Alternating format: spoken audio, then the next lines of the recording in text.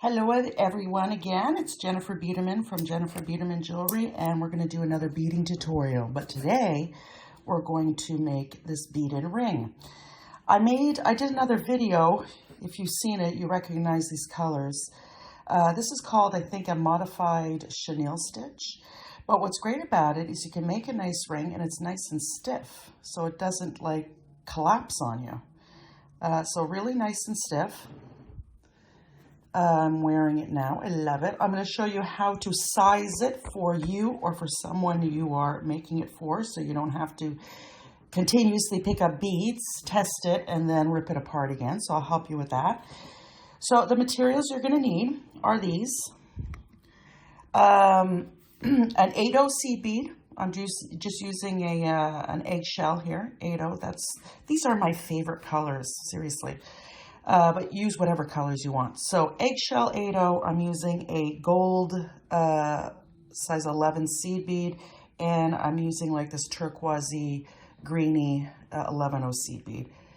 Beading needle size 10, and you can also use a size 12. I'm using some 8-pound fireline, but you can use any beading thread that you choose. Make sure you have enough thread here, because to make this cinch in here, like if you could see it bows out a little bit, to really make that cinch in, I go through like 2 times around, 3 times to really tighten it, and then I go on the other side to do the same thing. Also, what you can do, because look, this one here, this one here, I'm using these beads here. In this one here, you can see in the middle, I'm using a 3mm Swarovski bicone. I tried with a 4mm, doesn't work. So 3mm if you want to change it up a little bit. It really stands out with the black. I use the bicone there. So that's it. Get your materials together and we're going to go ahead and get started. Okay, we're back. What I also mentioned, I forgot to mention in the material list, is a ring mandrel. If you don't have one, use your finger, I guess. All right. Now, for a size 8, I put on, look, I picked up 1/8, 1 gold 11, and I picked up 15. Okay? 15/8, 15 11s. That's going to be for a size 8. Now, I want to show you something. Let's put this into a circle. We're not going to tie it close because we want this loose to start. So I'm just going to go through a few beads, make a circle. And that's the circle. Now, when I get my ring mandrel out, I'm going to put it on, keep it nice and tight. And when I get down to, you can't see my numbers here, but this circle is for a number 5 ring.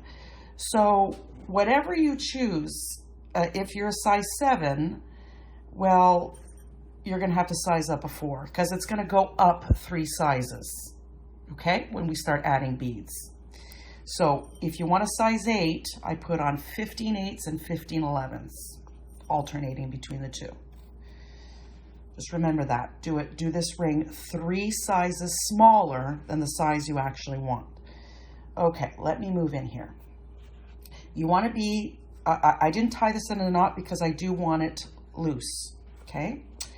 But whatever bead you come out of, you want to come out of an 8. So just hold your piece like this, and I'm going to use the other color that I have, this turquoise, and coming out of the 8, I'm going to go through the 11 and the 8. And that's just going to sit right in there. Pick up, this is all you're picking up all the way around. Coming out of an 8, go through the 11 and the 8. Pick up that turquoise, go through the 11 and the 8.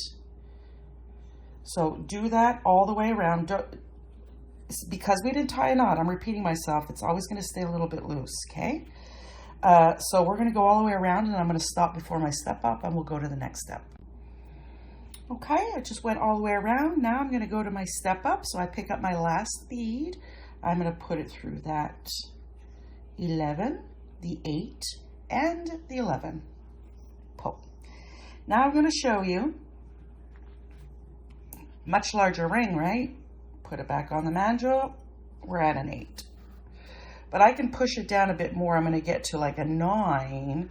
But as we cinch this up, it's going to pop back up to an 8. Promise you, I've done this several times. Okay, that was row 2. Let's go on to row 3. Row 3, you can choose to stick with your 8/0, or you can go to a 3mm crystal, which will fit very, very well, like it does here. Okay? But I'm just going to stick with this. So next step, we're coming out of this turquoise. We're going to pick up an 8 and an 11. And we're just going to go through we're going to jump over those other beads and jump right into the turquoise. And we're going to do that all the way around. Now you're going to notice this looks like a flat piece going out, but it's going to cinch up. Go to the next turquoise. 8 and then 11, right? 8, 11, go through the next turquoise, and you're going to do that all the way around. And I'm going to come back when I get to the step up. So you'll see when I cinch it a little bit, it will start to bow up. So I'll meet you at the end of the round. Okay, just at the end of my round, going to do my step up, picking up my last 8 and 11. I'm going to pass through the next turquoise, up that 8. Up the 8. Next round, we're going to repeat that second row, which is picking up the turquoise. So pick up a turquoise, coming out of an 8, going through that 11 and the next 8. Picking up the turquoise, coming at an 8, going through the next gold 11 and the next 8. And do that all the way around. And see how once you're pulling it, it's starting to sit like a tube. I'll do that and I'll be back. Okay, one more bead left. Picking up my last turquoise, going through that 11, going through the 8, going up that 11, step up, starting a new round. And the new round is going to be the 8 and the gold 11. We're going to do that again. This will be my last row because I like that thickness. But if you like it wider, do it as wide as you want. Just end with the 8 and 11 here. Just that'll be your last row. So do as many until the width you want. So we'll continue that, and then I'm going to come back and we're going to cinch this whole thing up, and I'll be back. All right, we're at the end of our row, picking up my last 8 and 11, going through that turquoise bead and step up. I'm done. I'm done. But I'm not done yet, because we need to go through the 11, the 8, the 11, the 8. We're going all the way around. Don't go through the turquoise. And what you want to do is really pull tight. Okay, go through a few beads and really pull tight. So actually I said use any beading thread, but I think I would recommend fireline. Whoops, I'm picking up beads. No, Jen, you're going through. So, remember I put it on that mandrel and it was an 8.5. That's where I can pull it. Look, we're gonna show you what it does once we cinch it up. So I'm gonna go around here. I'm going to go around twice or 3 times. And then I'll show you, pull. And I'm going to show you how to tie off your thread at the end. By the way, before we do that, in case we have beginners here. So you're going to go around. Now to get to the other side, just move your way over. Get through your beads, follow the thread path, and get yourself over and do the same to the other side. Okay, so I did the other side, and now I'm just gonna, I'm gonna go through this bead, the 11, tie a little knot here, go under the thread, go through that loop, pull. You don't need to tie a bunch of knots. We went around this thing so many times that it's not going to come undone. But here, I'm going to go down a few beads over here.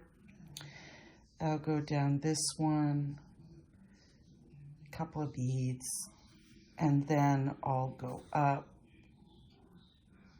and I'll just cut my thread. Done. Now, then I'm going to show you on the ring mandrel. And also before we go, I'll show you what my next projects are coming if you're interested.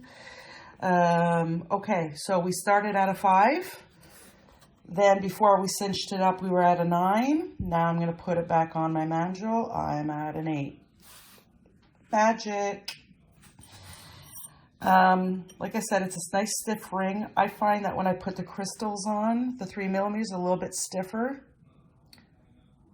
than this one, but it's okay. I like stiff rings, and this one's okay. I love these colors. So that's it. If you haven't subscribed, go ahead and subscribe. You'll be notified for new videos.